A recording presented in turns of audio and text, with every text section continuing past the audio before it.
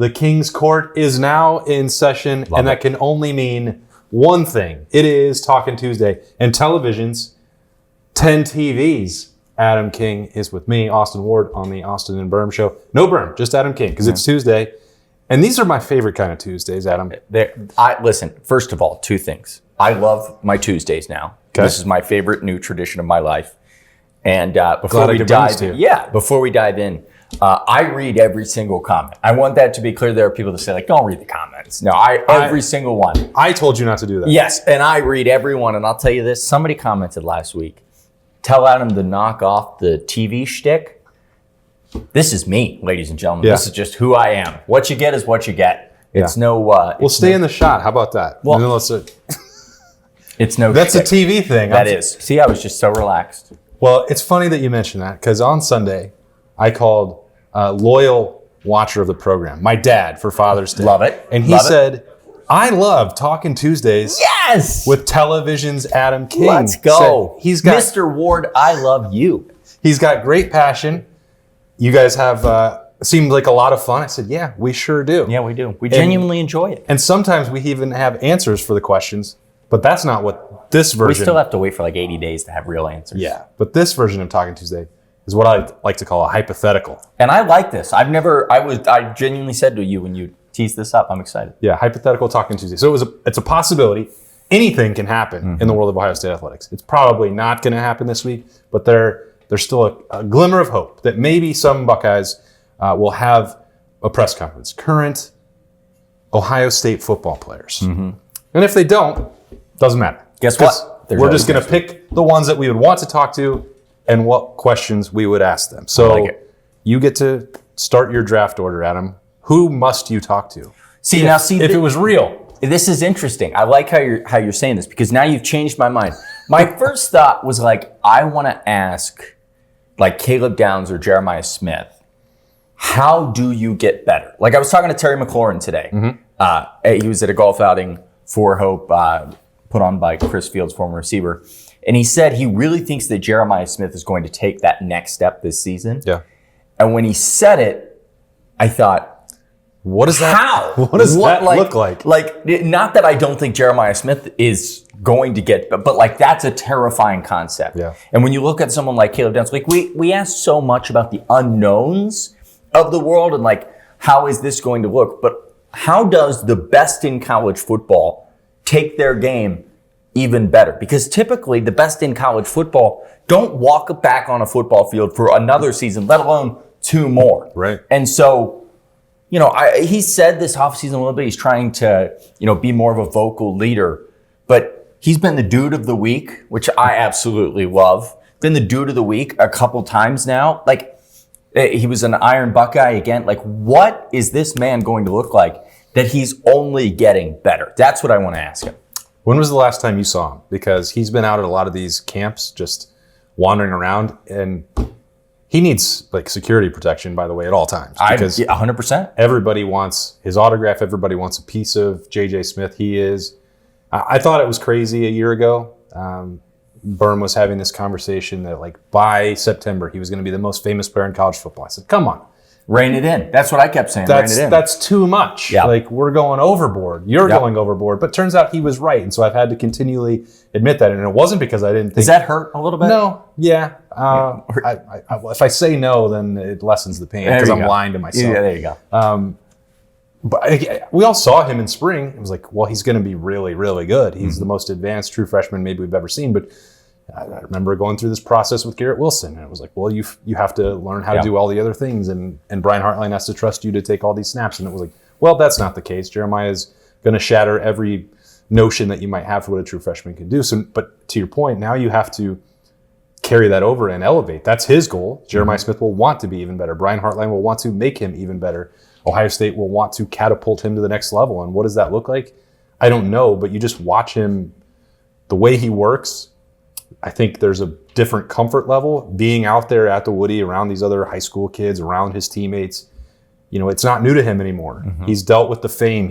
Which is the question that I would have for him, which is like, how are you managing this superstardom? So, sidebar, bigger star at this point. I'm going to give you three options.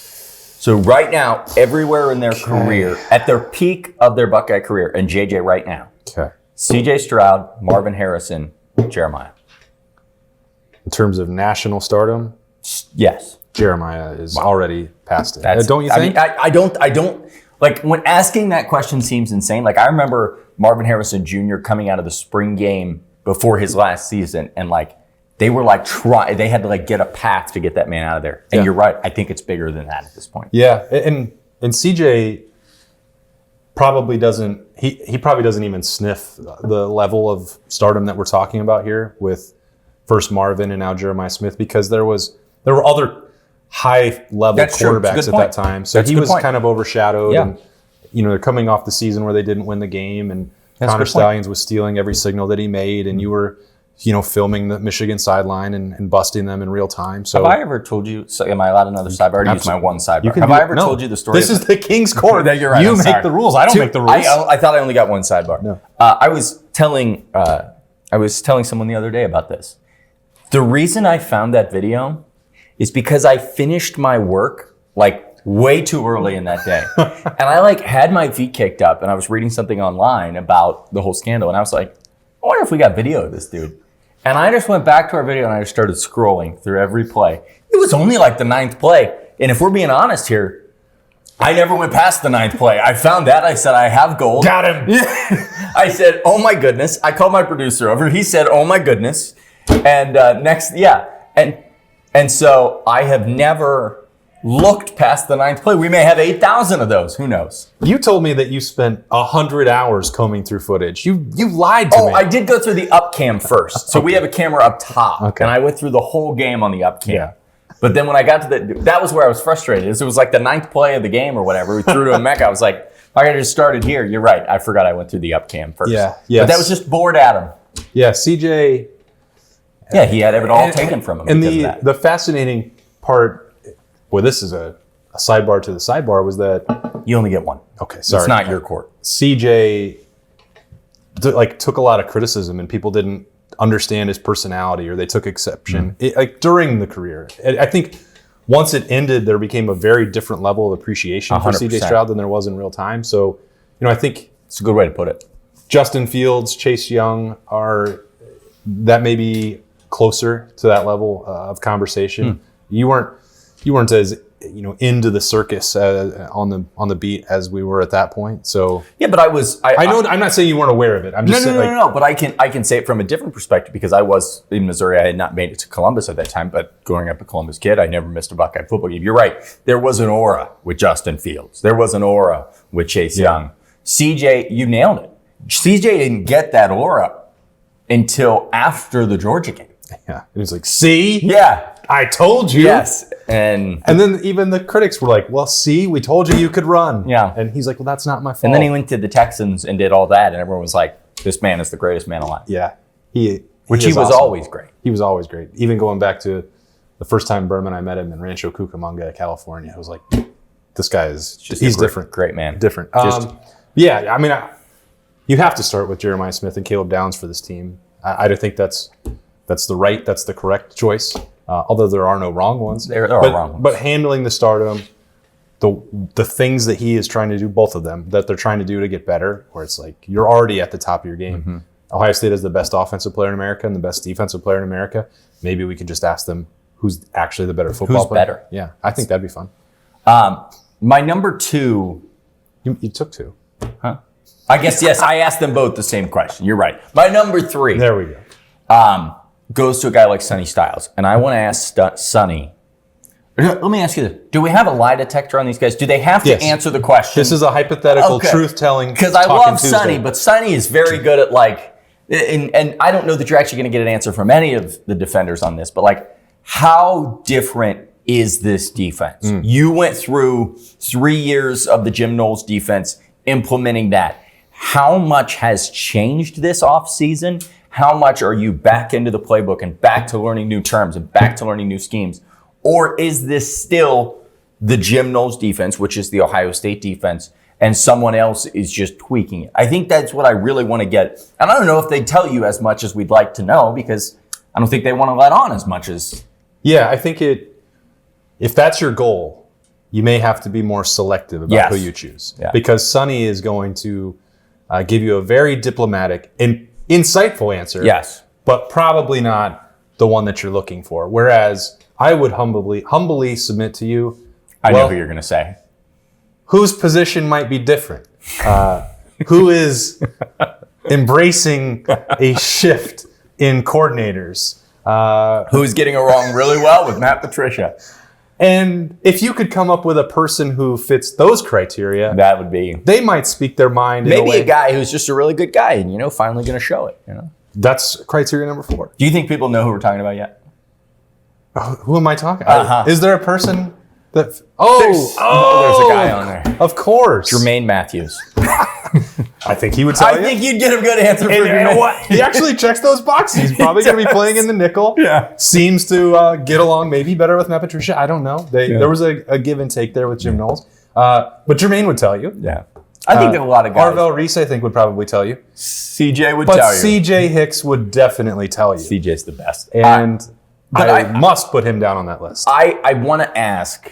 The reason I picked Sonny is because I do feel like Sonny is they've taken Cody Simon and they've just moved it over. Like, here you go. Here's 4 inches taller Cody Simon. Everything that man did on the field and off the field, as a leader, as the voice of the defense, there you go. Yeah. And so I feel like he would be the one that would have the most on his back. I mean, he's the guy that's calling these plays out. He's going to have the green dot on his helmet. So he's probably got, because, and this is, I don't know the answer to this necessarily, but how much are the wide receivers? I mean, most of those guys are hearing their portion of the call and leaving the huddle. Yeah. And on defense, these guys are hearing their portion of the call and they're out. Okay, I know what I got to do on this play. For Sonny, he's got to know what everybody's got to do. And so how different is that than it was a year ago? Yeah, I think significant would be my guess. And if you had asked me in February if I thought that was going to be the case, I'd say probably not. I mean, Matt Patricia can run any scheme, and Ohio State has recruited pretty specifically to one style of play. And I thought, well, Matt Patricia would adopt that, but he also has enough pieces like Arvell Reese, like Jermaine Matthews, like CJ Hicks that we've all talked, like just those guys there can all be used in different ways than maybe Jim Knowles. Not that he couldn't have, but certainly that he didn't. Yeah. And I think that there is going to be more versatility to the way that the scheme operates and the way that it looks than in years past. So, and I think any of those guys would weigh in on that. I mean, I think Caden Curry and Kenyatta Jackson could do the same thing. And we've sort of beaten a dead horse with the importance of Edric Houston and Caden McDonald. But really, anybody who's in that first 11 or the first 14 to 15 spots on the depth chart on the defense, there's going to be, I think, nuance and tweaks to their role. Maybe the only one who's going to be doing the same thing is Davison Igbinosun. Mm-hmm. Other than that, there's a bunch of shifting around of duties, which I think is fun to watch because there's not a dip in talent. We can maybe look critically at the level of depth in certain spots, but overall, the pieces and the bones to be the number one defense in the country still exist there, which then puts a different spotlight on how Matt Patricia is going to use them. And we can tell just from 1 month of camps how well the acclimation period has gone on. They just cannot, the Buckeyes cannot stop hugging this man. And I've never seen anything like it. I got the opportunity to go listen to Matt Patricia for about an hour. He spoke to the Ohio State aeronautics team. He did what now?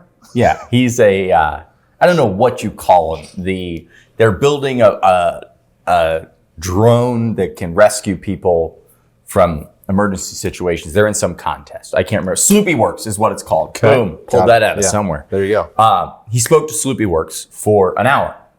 For those of you that don't know, Matt Patricia has a degree in rocket science. He's a very smart man.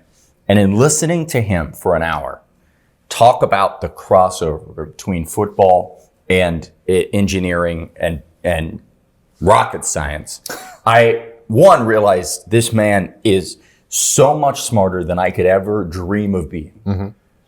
2, I'm ready to play. And it made sense to me why these guys are so all in. Yeah. When you hear this guy talk about the team aspect and tell story, I mean, It's just to the level of, if you're Sonny Styles right now, you've got a guy telling you stories and lessons in coaching that Teddy Bruschi was the one that he was having the conversation with. Sure. I mean, yet Malcolm Butler is at Ohio State's camp or at practice. Yep. These are guys, it's a true, here's my body of work. You can trust it or you don't. And I think it's really hard. A lot of people push back on Matt Patricia as a head coach. He is not a head coach here. He is a defensive coordinator. It's really hard to look at that body of work as a player and not say, this is the exact guy that I need to listen to get to where I want to get to. And through that hour, I thought to myself, like, this is why guys are so resonating with Matt Patricia and so close. I mean, you talk about every time we look at them, they're up there. They want to learn. Yeah. You talk about Jermaine Matthews and Jim Knowles kind of went back and forth and had some things out. These are guys that want to do the rep and then hear, hey, what were your thoughts on that? Yeah, 100%. Has that package aired, or did you just want to go listen to? Oh no, this was like 2 weeks ago. It aired. Okay, I haven't seen it. Yeah, it was very good. If you'd like, I have the full hour. Okay, I will get you a chair and some headphones, and you can listen. Thank you. I mean, I think people would enjoy that. It's. I guess that'll be on 10 TV Plus. You know what? We didn't consider putting it on. I will say for half of it, it's 1/2 hour of like, boy, this is really good, and then another half hour of, boy, I don't know any of those words, and I don't have any idea how an airplane gets off the ground. Still don't. Doesn't make a lot of sense to me. Plane heavy, sky, I don't get it, but he seems to. So the engineers didn't want to know, like, if there were going to be more 3-man fronts, or yeah, they did not ask about that. They cared more about the bolts used in a fighter jet or something. You know, that's weird. I know, and we got a chance to talk to him after, and But you asked him. I did not. More odd fronts. You asked about airplanes? I asked about airplanes. Of course. I held back. All right. Because we were there to talk about airplanes. All right. If you ask about the other thing, then you don't get to come the next time. Well, I didn't get invited this time. Well, I guess they knew I would have asked. Yeah. Because I wouldn't have learned anything about planes. I still know nothing. Again, plane big, heavy. Uh-huh. I don't understand how it flies. Something about physics? Sounds like you need another hour. Psychics? I don't know. Psychics, that's how it works. Yeah. Give me one more hypothetical. One more hypothetical question. I have any player on the roster. James Peoples. Okay. What about him? Tell me. What does the ideal scenario look like for you next year? Okay. I think there is a very real world that Quinshon Judkins and TreVeyon Henderson changed the future of Ohio State running backs. Because for so long and so much across the country, there is this idea that I'm the number one guy. I want to go to Ohio State. Give me the ball every single play. And TreVeyon Henderson and Quinshon Judkins found a perfect balance. Yeah. And they both were incredibly successful. Look where they were picked. Look where they are in the NFL. They're both going to be starting running backs in the NFL. And so I want to ask James Peoples, are you okay? Like, in your mind, are you working every day to get 90% of the carries, 80% of the carries? Do I think that's going to happen? No.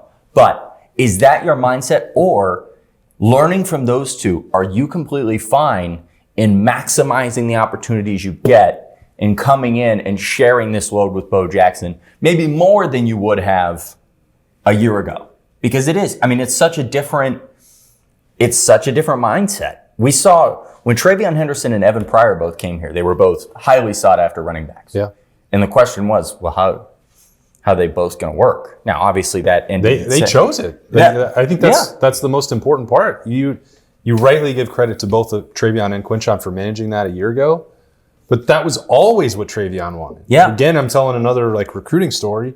Back when we were able to do a lot more of those, before the world changed, it was right before COVID that we were in Virginia, Birm and I talking to TreVeyon Henderson in his high school weight room, and we added this stop. We were going to film Evan Pryor's commitment video. He was like, you guys might want to stop by and see TreVeyon too. I was like, okay, how are they going to take both of them? Well, they both came at it from a perspective of, we're trying to get to a second NFL contract. Mm-hmm. We don't want to have to take 400 and 500 carries a year, every year in college. That's not good for our bodies. It's probably not good for our college football team or an offense in general. So I think Travion was always ahead of the curve. He found somebody else who was like-minded in Quinshon Judkins, and now did they pass that on, to your point, to James Peoples and Bo Jackson and C.J. Donaldson? Right. Like, do you see the value? Are you buying into that? Is that different than what you felt as a senior in high school and you were going through the recruiting process? You know, did you always feel like this was inevitable or the way that you want to do it? It's a great point. I just, and I think in that role, buy-in is everything, because I do think there is a running back out here and that says, no, I want every carry. Give me the ball. I want the touchdowns. And that's not wrong. But I do think if you have that guy and you're only giving him 50% of the snaps, then you've got a problem. Then you've got anger in the room and frustration. So I would ask James People, again, we're on a lie detector, because I think he would give the right answer, which would say, I'm glad to. But actually, have you shifted that mindset?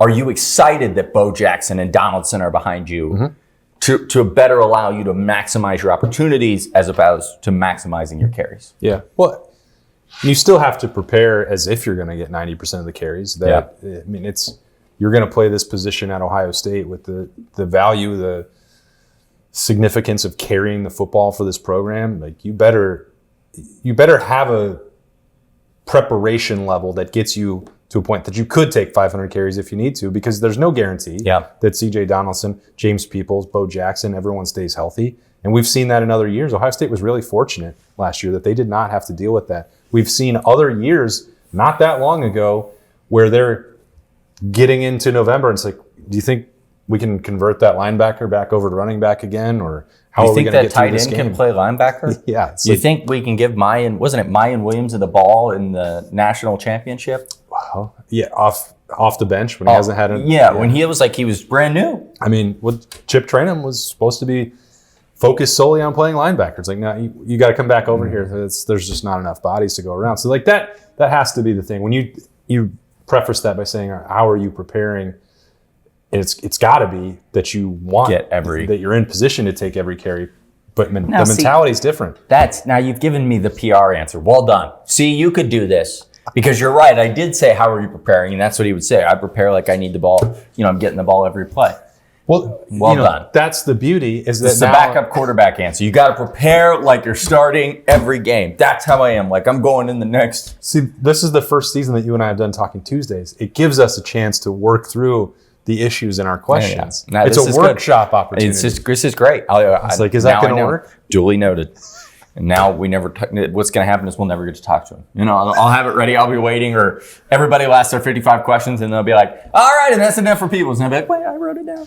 Maybe we'll just ask him later on Tuesday, because there's one more one-day recruiting camp left for Ohio State this month. The time has gone fast. We'll be back out there at the Woody Hayes Athletic Center, Birm and me. Maybe Adam King in a suit. Is that tomorrow? Yeah. Well, I mean, today. Oh, it's today. It is today. Talking Tuesdays. I vowed to give up that gag, but I can't. I can't quit it. No, it's today. They said that I need to be more transparent about when we're recording. I read every comment. I really wish you just don't tell me all the bad stuff they say about me. I can't handle it. I'm too sensitive. All right, I have a notebook, all the notes for Austin. Anything else you want Austin to know, I'll let him know. Okay, great. Thank you. Make sure that you do that wherever you're watching. If it is on 10 TV Plus, 97.1 The Fan, anywhere YouTube that you download. Yeah, YouTube, we're there. We're all over YouTube. We're everywhere. And all audio platforms, you can get it there if you want to take us to go with you. Thanks for joining us on a Talkin' Tuesday. It was great, once again, to get some thoughts from the King Television's Adam King. I am merely Austin Ward, and we'll see you again next Tuesday. And also, later on Tuesday, maybe some snap judgments, and then the beat with Birm breaking down some recruiting stuff on Wednesday. We'll see you there.